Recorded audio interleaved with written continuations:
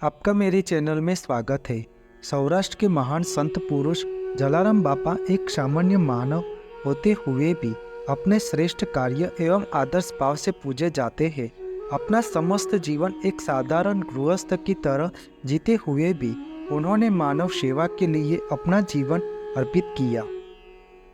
जलाराम बापा के मंदिर में भगवान राम, सीता और लक्ष्मण तथा हनुमान जी की प्रतिमा स्थापित है। उनके साथ में डंडा और झोली भी उनकी प्रतिमा के साथ दर्शनार्थ रखी गई है। मुख्य आकर्षण जलाराम बापा की काली और सफ़ेद तस्वीर है, जो उनके मृत्यु के 1 साल पहले ली गई थी। यह दुनिया का ऐसा मंदिर है जो किसी भी प्रकार का दान स्वीकार नहीं करता और सभी भक्तों और जरूरियातमंद लोगों की सेवा और दिन में 2 बार प्रसाद के तौर पर खिचड़ी, कढ़ी, बूंदी और गाठिया का भोजन करवाते हैं। वह अन्न क्षेत्र सदा के लिए अविरत रूप से निरंतर चालू ही रहता है। जलाराम जी कहते हैं कि जहाँ टुकड़ा रोटला वही हरी ढुकड़ा होता है। लगभग 10,000 भाविक भक्तगण हर रोज प्रसाद ग्रहण करते हैं। कार्तिक मास की शुक्ल पक्ष में 7वें दिन जलाराम जी की जयंती के रूप में माना जाता है। पूरे भारत और विदेश में फैले मंदिर में जलाराम जी जयंती का उत्सव मनाया जाते हैं। वीरपुर में इस दिन भव्य मेला भी लगता है और भाविक भक्तगण जलाराम जी के दर्शनार्थ आते हैं।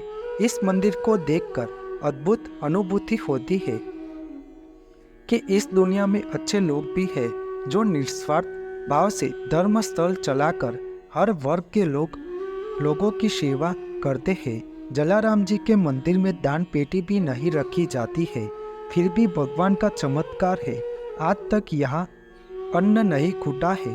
बिना दान लिए सदंतर अविरत रूप से सेवा चालू है। जलाराम जी कहते हैं कि जीवन कहानी के बारे में जाने तो संत श्री जलाराम बापा एक हिंदू संत और सच्चे ब्राह्म भक्त थे। जलाराम बापा के नाम से प्रसिद्ध है। श्री जलाराम जी का जन्म संवत 1856 को कार्तिक शुक्ल सप्तमी को गुजरात राज्य के राजकोट जिले के वीरपुर गांव में हुआ था। उनके पिता का नाम प्रधान ठक्कर तथा माता राजबाई धार्मिक संस्कारों वाली महिला थी और उनके गुरु का नाम बोजल राम था, जिसका प्रभाव जलाराम पर भी हुआ। बाल्य अवस्था में उनकी मुलाकात गिरनार पर्वत के एक संत से हुई। संत मिलने के बाद से तो जलाराम जी के मन में भक्ति की धारा फूट पड़ी। 16 साल की उम्र में अनिच्छापूर्वक उनका विवाह वीरबाई से हुआ। पत्नी ने धर्म पालन में किसी भी प्रकार की बाधा उपस्थित नहीं की। इनकी दयालु प्रवृत्ति और दानशीलता का कभी भी विरोध नहीं किया। उनके पिता ने साधु संतों को इस तरह दान करना सामर्थ्य के बाहर बताया तो वे अपनी पत्नी के साथ को लेकर घर से निकल पड़े। वहाँ अपने काका के यहाँ दुकानदारी के साथ साथ इस कर्म में भी लगे रहे।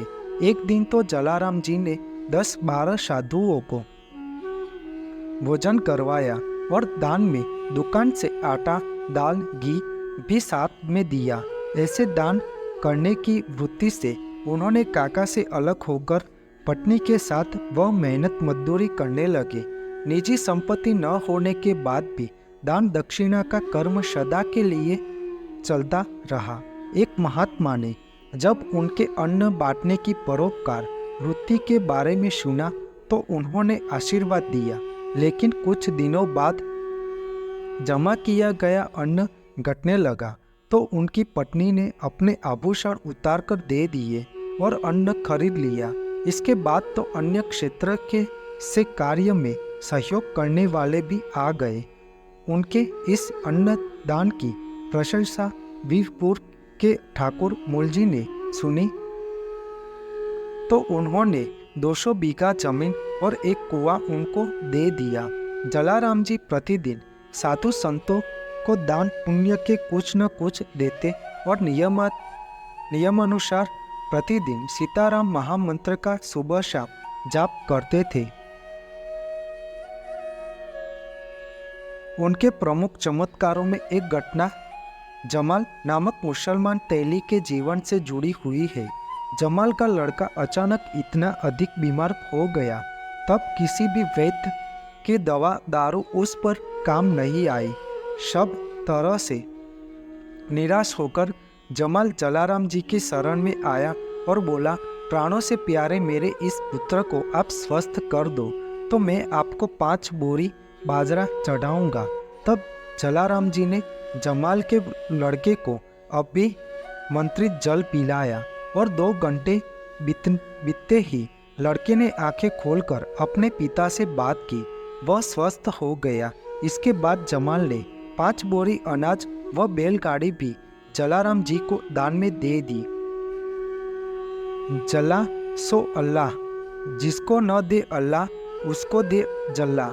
इस तरह वह 22 वर्षीय जलाराम जी बापा का शुक्रिया अदा करता हुआ खुशी खुशी अपने घर को लौट आया। इसी तरह एक बार धांधंगरा के महाराजा के 150 सिपाही बीरपुर आए हुए थे। तब जलाराम जी बापा ने उन्होंने प्रसाद के तौर पर 2 लड्डू और सेब एक पात्र में दिए। उस अक्षय पात्र से प्रसाद सभी सिपाहियों को भरपूर मिला। वह इस अक्षय पात्र की चमत्कारी बात अपने सिपाहियों से सुनी तो महाराज ने जलाराम जी को बहुत सा धन और बहुत सारे बढ़िया पत्थरों की चक्कियाँ आश्रम में भिजवाई ताकि साधु संतों को अन्न दान में सुविधा हो सके। कहा जाता है कि आश्रम में आज भी वही चक्कियाँ मौजूद है। एक बार ईश्वर के रूप में आए एक संत ने सामान्य वृत्त का रूप लेकर जलाराम बापा से सेवा हेतु दान में उनकी पत्नी मांग ली। तब जलाराम जी ने निसंकोच सहमति दे दी तथा वह वहाँ चल बसे और वह संत कहीं अंतर्ध्यान हो गए। तब आकाशवाणी से पता चला कि ईश्वर खुद उनकी परीक्षा लेने आए थे।